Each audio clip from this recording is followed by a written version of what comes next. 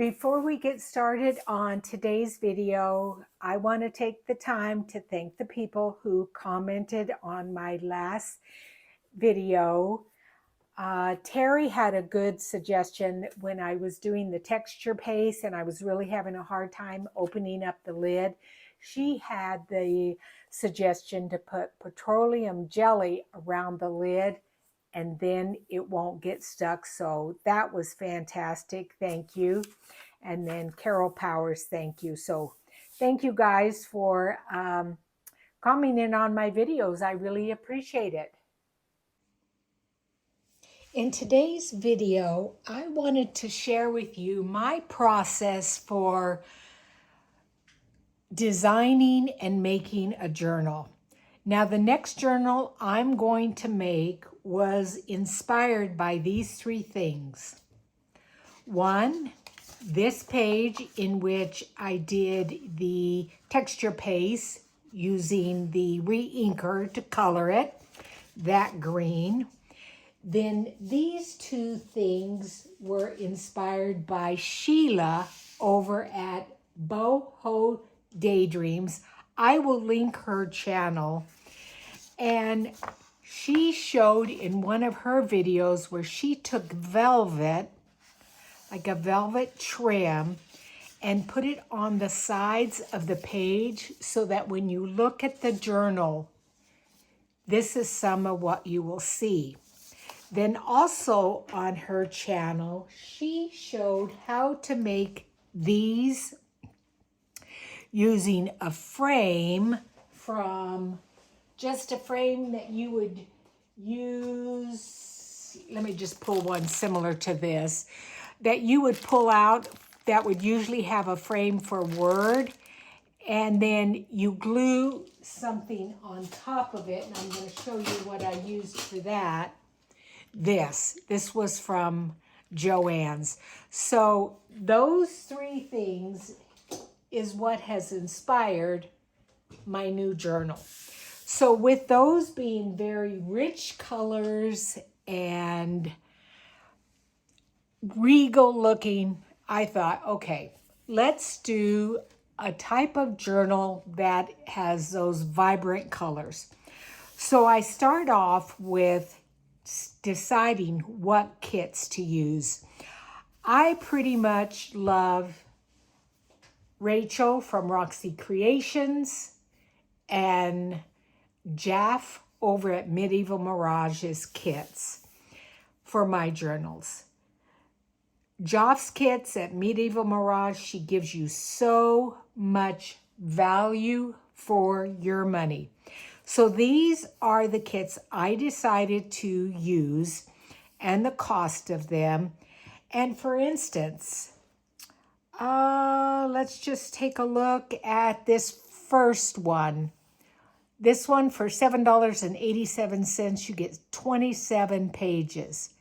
This next one, you get 39 pages. This Maidens and Manuscripts, 42 pages for $8.86. 51 pages here, so lots and lots of value. Now, some of the kits, and I write these down because I have gotten confused sometimes with the names of kits. I'm going to show you how that can happen. So here's my kits that I purchased. And so we have Medieval Mirage Fragments #1 Parchment, Medieval Fragments Add-on. Then there's Medieval Renaissance Maidens and Manuscripts Volume 1. Here's another one, the add-on for the Renaissance Maidens and Manuscripts. Here is Renaissance Maidens and Manuscripts add-on. But then this just says Maidens and Manuscripts. It doesn't say Renaissance. So that's why sometimes I like to write down what I'm going to purchase. Then I print them off. I also am probably going to use her scribe kit, the French kit, and then maybe the journal book covers, Medieval Odyssey, and then Rachel has a kit, a Renaissance kit. So I print them out and look at. So last night, well, see, let me just show you real quick. I had those two already, and I had that one. These are the ones that I printed out last night. And look at how many pages I have here. Look at that. That's the one with 51 pages. Just tons. So then what I do is I'm printing them out. And let's start here with the parchment one. I look at the image and I think to myself, okay, that's going to be a page, but it needs to have a backing on it. So when I print it out, I also print a backing on it. Same thing with this one. I print a backing on it. All of these, I print backings on them so that when I cut them out, they're already set to go. And I used hammer mill paper for all of these. So it's not a real thick paper, but then I put them all in these little bags with the name on them so I can remember what kits I have. Now, when I go to print off the add-ons, I do something a tiny bit different with the paper I pick. Okay, this is an envelope, which means I'm going to want this envelope to be on the thinner side because by the time I cut it up, fold everything in, and put a journaling card in there, I don't want it to be too thick. So I printed it off again on hammer mill paper and backed it. So then, especially when I put this flip over, you're going to be able to see that image instead of just white. This, again, the same thing, and I printed something on the back. Again, printed something on the back. Now this one here, because this is going to be a corner tuck, I need the paper to be a little bit thicker. And you're not going to see the back necessarily. So I print this on my Epson paper, which I believe, let me look and see what the weight of it is. It's 48 pounds. So it's a thicker weight. So I will print these kinds of things. I did go ahead and put a backing on this, as I realized, because this will be a journaling card, that will be a journaling card. And so it didn't matter if the rest had backings on them. This, I did not do the thicker paper, and I think it was because I will cut these out and these will just be belly bands. If I need to reinforce them, I can do that. Again, thicker paper here. So I go through the kit as I'm printing things off, and I think, okay, does it need a backing? Yes. If it doesn't need a backing, then I put it on thinner paper. Now these are going to be belly bands. So again, I printed it on the thicker paper. These are going to be tags. So they need to be fairly sturdy. I printed it on the thicker paper and then went ahead and backed that. So that's some of those papers.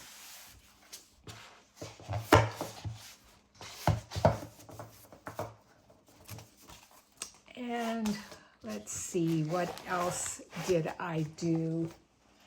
I think that may be about it. I did that with every single kit.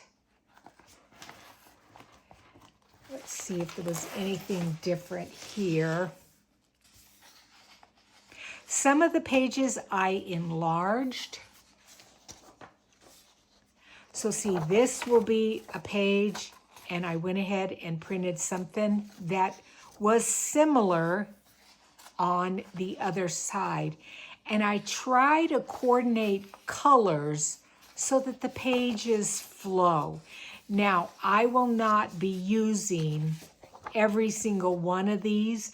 I think my color scheme for this journal is going to be the deep, dark greens, all the shades of greens and purples and lavenders. Now, do you see how I did that? I printed this page.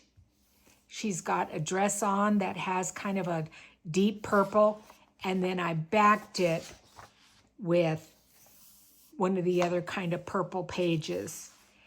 And I did that with all of them. They're all backed. So that is ready to go. Let's see what else I did.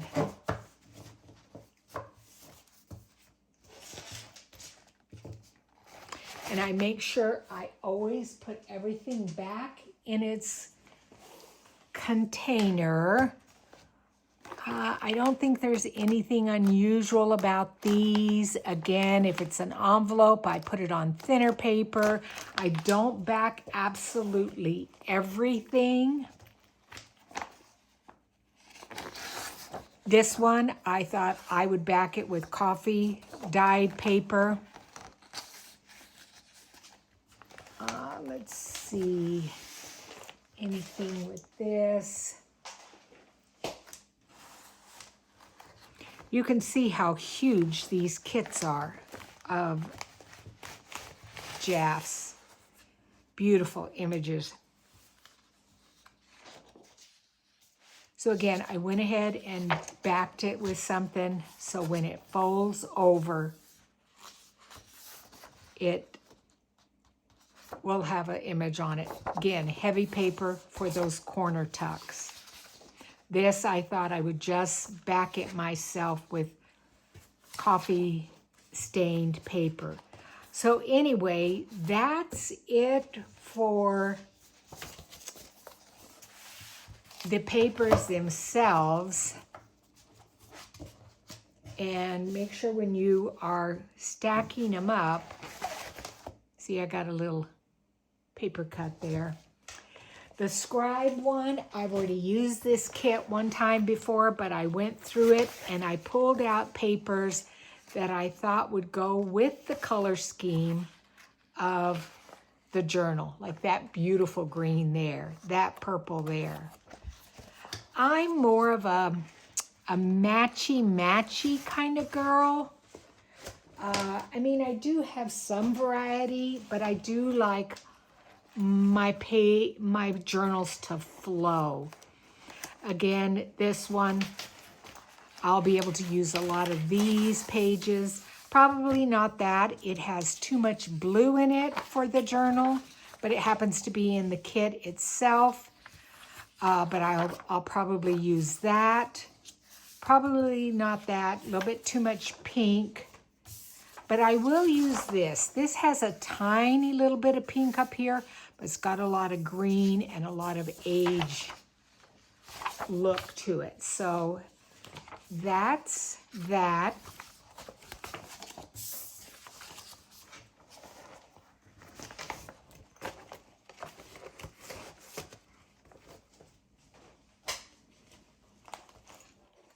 And then there's some, this is a fun kit. These are all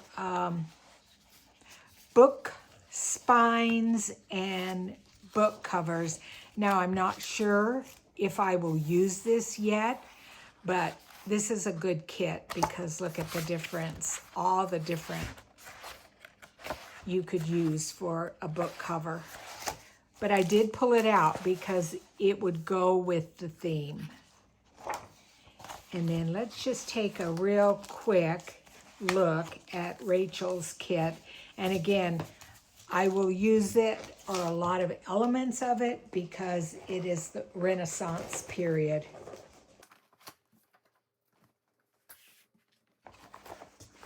I have used this kit before.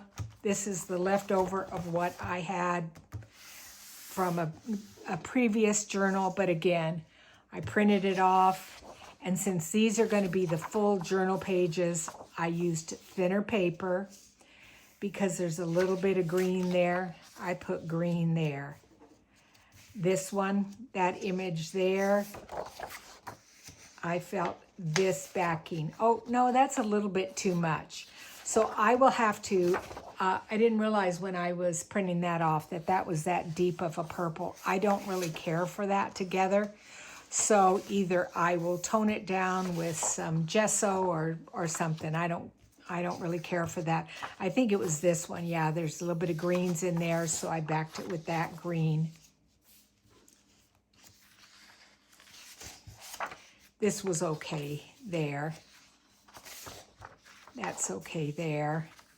I'm not sure if I'll use this blue. Again, it's, you know, it just is, it's, you know, I could use, actually this whole page, this looks good because it's got a lot of greens and it's got other colors too. And then it's got some of Rachel's, I think it's Antique Letters it's called. But anyway, so that's that. So I then, the next thing I do after I decide my color scheme and what kits I'm going to use, I pull out ephemera that I might have that will go with that. And here's something that looks medieval to me. Those are just a couple of pieces of paper, a couple of tickets, same color scheme, more paper again with the same color scheme. I have these little cards here that are quite tiny, but again, they're lavender and greens. I did go ahead and make this. This is, oops, it's falling apart. This is one of the Tim Holtz dies that he has for multiple pockets, and I went ahead and just kind of set those in there, and that will go on a page. And again, it flows, the color scheme flows. You could also do, besides the color scheme, you could do just theme, like if you're doing all botanical, do all different colors of botanical. These are from her Feast of Florals kit, Medieval Mirage. So I thought these would be nice corner tucks. The other thing is that paper that I recently did a tutorial on. That faux rice paper, that will go good with it. So I will use some of that.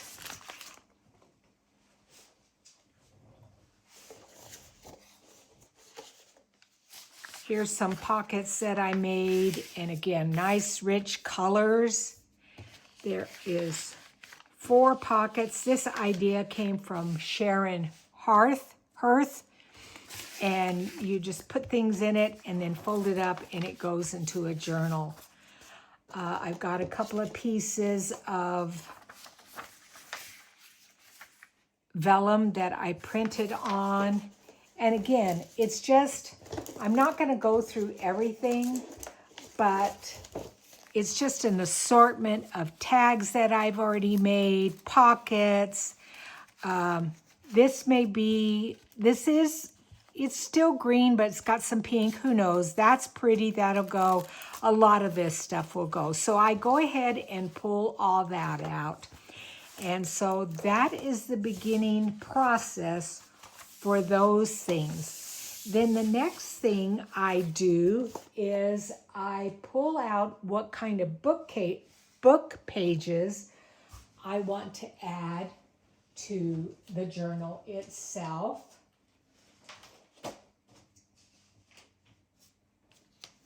So I ended up doing 2 of these velvet pages. And then I pulled out some other papers, just again, coffee stained paper. Not sure if I will use it all, but I have it out and ready to go. This was pretty, a floral image with the lavenders and purples. This has some greens. I thought that would be pretty, and actually I think it would be prettier like this, to where then it would be a centerfold of a page. And then again, just some green here. And then I have my chipboard cut out of the height and the width of the journal and my spine ready to go. And then the book pages I'm thinking about is I always like to have a piece of music paper. This is Italian book page, French book page, and if the pages themselves are a little bit on the weak side, I either use washi tape or faux age tape to reinforce them. I had done a tutorial on this, and I thought that would be pretty in the center of a signature. This is chipboard, real thin chipboard, and it's a clock, and it looks medieval to me. And this is French book page, so I'm going to use that. This is Latin book page, and again, I reinforced it with washi tape there. This is some German book page, and what I did is I cut it down so that I will have two pockets here, or on each side, and being like a little tuck spot. So that's ready to go. And then this page here, it's from a book. It's a very, very fragile book. It is about the proper etiquette of the 1800s, which really isn't medieval, but I still liked it. And when I have pages that are extremely fragile and will tear easily, I use pet tape to strengthen them so that when I go to turn it, this is what's going to be my stable part to the page. And then on this side, again, I used pet tape, and I just used some lavender. The next thing I do is pull out ephemera or little clusters or things that might look good on a journal, and I put them in just a little plastic container. I thought this might be good. It's got a key on it with some beads, lace, and a little bit of fuzzy cotton tape. I have this fuzzy cotton tape in my Etsy store. I love using that. This I made at some point. It's lavender with acetate over it, a frame. I don't know, may use it, maybe not. Here's a couple of page embellishments. I think they're just little tucks. They look medieval. I may use them, may not. Here are, again, a couple of things that I might put on pages. I had used these and made these when I did my original Roxy Creation Renaissance journal, and I had these left over. They might be used. I pulled out some fabrics that are in my stash that are kind of clusters in the color scheme. This one might be nice because it has the green and the purple. Again, they're not completely finished, but I'm going to put them in the container. I've got a couple of over the page paper clips. This one, I like this. I don't necessarily like the bird that much. I guess it's okay, but it's actually, yeah, it's a paper clip, so that'll go over a page. Here's a big one that I made. I don't know. We'll see. Another little dangle, got some greenery on it, like that. Another little tracing paper thing. Here's some things that I keep in my stash. They're just little bits of fabric that I sew on my sewing machine. I thought the gold and the green would look nice on some pages as decorations. I pulled out some gold velvet trim because I might do some more pages like this. I think gold and the green would be nice. I believe I've ordered some purple. It should be coming, so hopefully that will be here. And then I have these that I've pulled out. I have a tutorial on these. Let me just show you how they work. They go over a page. They glue on both sides, so it gives you a little charm and a little decoration on a page. And I make these up in advance. Here's one with the key with some green. And then here's a purple, couple of more purple ones and green ones, but they don't have any charms on them yet. So that could happen. And then again, like I already showed you this. So this is going to go on the front of the journal.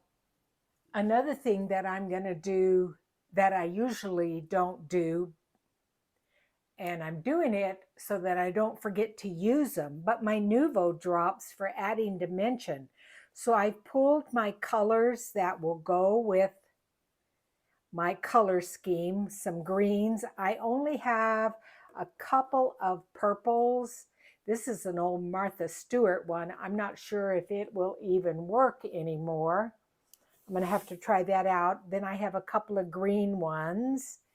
And then, of course, I do have just to the front of me is all my washi tape. So I don't have a problem forgetting to use those just because I do use them on almost every single journal. But the other thing that I pulled out that I forget to use is some of my old Stampin' Up things. And these are like little jewels. I know there's a special name for them from Stampin' Up, but I can't remember what it is. But I've got this, it's called Gorgeous Grape. Then this other one that's kind of a purplish color. This also is Gorgeous Grape, different sizes.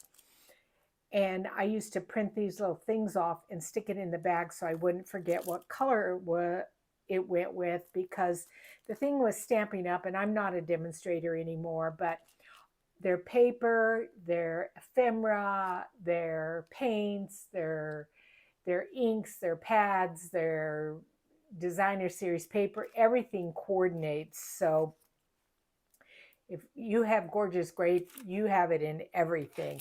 And then I did have two green ones. One's a light one, Old Olive, and then Shaded Spruce. So those are also going to be in that little basket, so I don't forget to use them. So anyway, that is my process for getting a journal together. I hope this helped you and that you can be organized as you start to prepare a journal. And if you have any questions, concerns, problems, just leave me a comment and hopefully I can help you out. And thanks for joining me, and I'll see you guys next Monday. Thanks and bye-bye.